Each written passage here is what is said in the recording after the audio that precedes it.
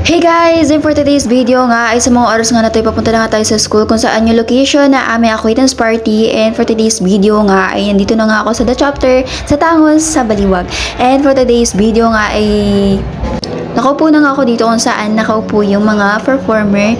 Sama-sama na nga kami para hindi na kami naghahanapan later. And sa mga oras nga na to, ito na yung performance namin. Actually, kapag pinaghahandaan namin to, ilang weeks namin pinaghandaan to, di ba? Ilang araw, pero nung perform ko almost saglit na saglit lang, parang nabitin pa nga ako, charis. Pero sa totoo lang, yung kaba ko hindi magkamayo dahil nga, nung hindi pa nagsisimula, abay parang nagliliparan yung mga dugo-dugo ko yun. Hindi ko ma-explain. Basta pag kinakabahan ka, 'di ba? Parang gusto mo na lang lumutang.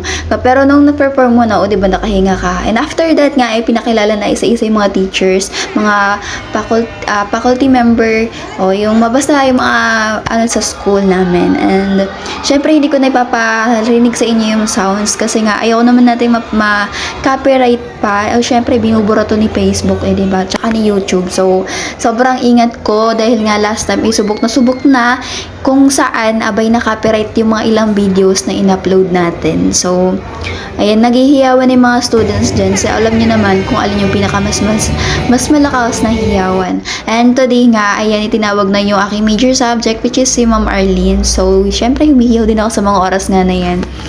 And after that nga, ay naghihiyaw na at ang lalakas ng mga ingay dyan, oo. Lasa na mga sigawan ng mga students dahil nga magsisimula na yung performance ng ACLC Got Talent. So, ayan nga yung unang nag-perform. O ba, syempre, una yan, binidyoan ko talaga para malaman ko, diba? Charis. So, may kilala nga ako dyan, which is, shout out sa'yo, Chelsea. So, yan, binidyoan talaga kita. Charis. So, yan, panoorin nyo na lang, guys. Papanood ko sa inyo yung ibang highlights.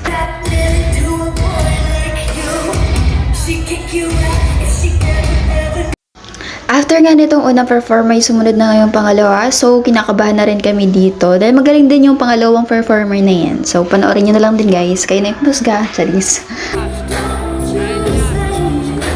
At eto na nga yung pangatlong performer. So, highlight lang talaga ipapakita natin dahil nga makaka-copyright tayo.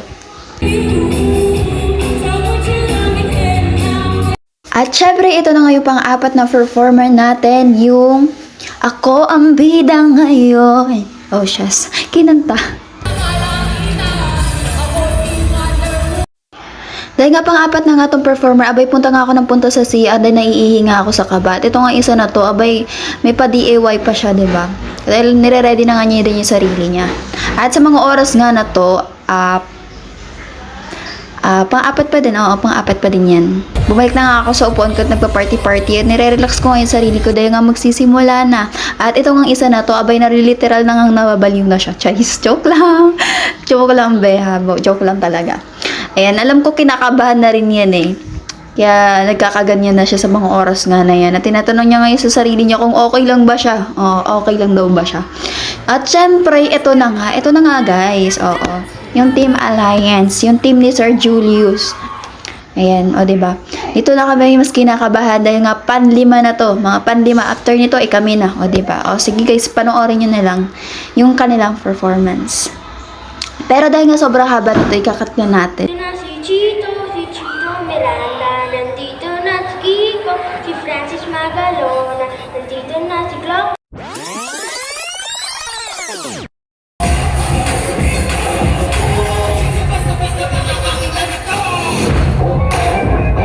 O diba guys, dinaan tayo sa Gento. Diba kinabog tayo, dinaan tayo sa sayaw. Siyempre, hindi naman tayo sumasayaw, kumakanta lang tayo. Diba? At sa mga oras nga na ito, ibabay kami na performance na namin to.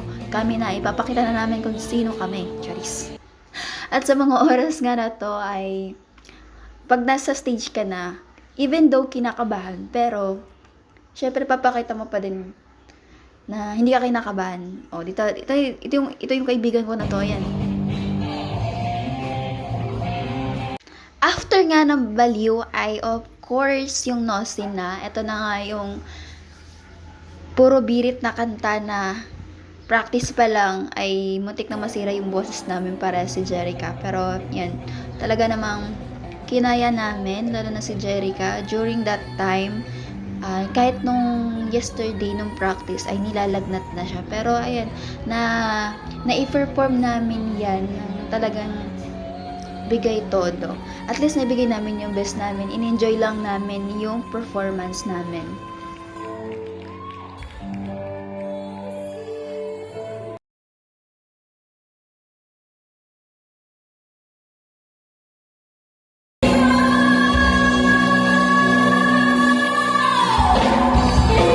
Sa totoo lang tong Nosy na to, naririnig ko na siya dati pero hindi ko siya kinakanta. So ngayon lang talaga.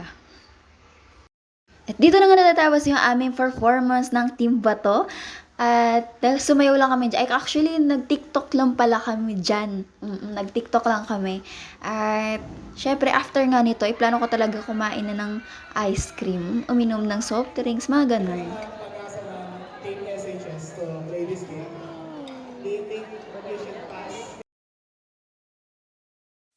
At syempre dahil tapos na yung performance natin, ay makakakain na tayo ng mapayapa. May enjoy na natin yung kakainin natin.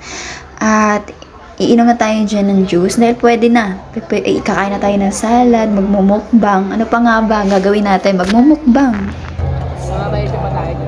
Palusot kay teacher pag wala kang assignment. Party na. Palusot mo kay teacher pag wala kang assignment.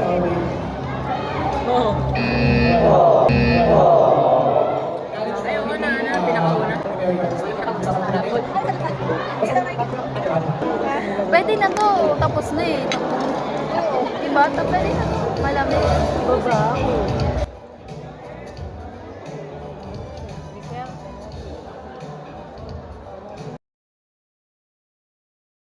At support nga na to ay habang kumakain nga ako ay pinapanood ko nga si Kathleen, yung classmate ko na rumampa, at yung iba pang rumarampa dyan, ayan nga yung kaibigan ni Denise na si Cyrus ay rumampa din.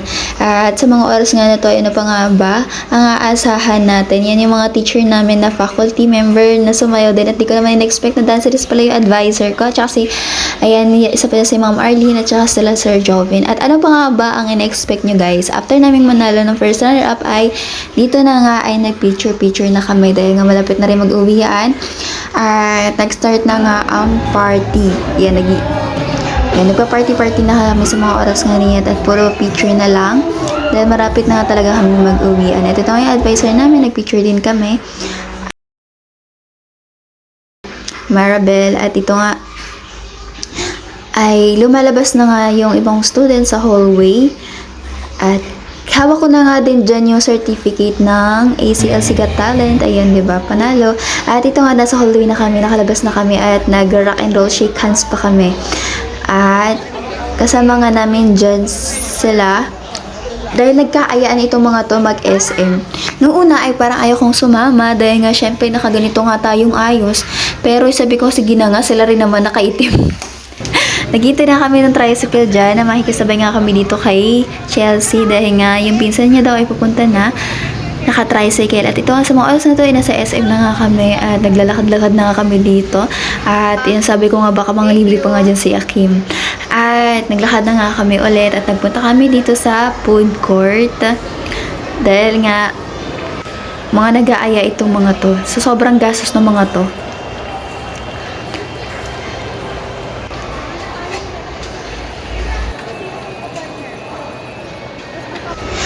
At sa mga oras nga na yan ay alam ko itong isa na to ay kinakabahan na dahil nga iniisip niya siguro yung pag-uwi niya dahil baka wala na siya ng jeep. At dito nga kami, nagpunta kami dito sa Tom's World para maglaro. Ewan ko ba yung nag-TikTok na naman kami dyan.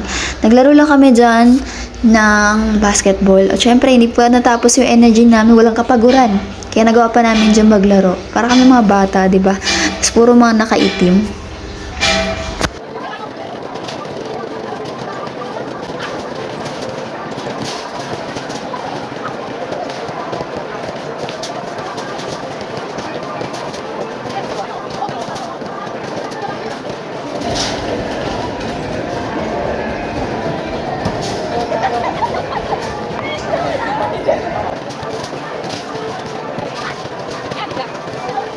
At sa mga oras nga na tayo napagod na nga ako at ilang oras nga lang ay nag-aya na nga rin silang umuwi at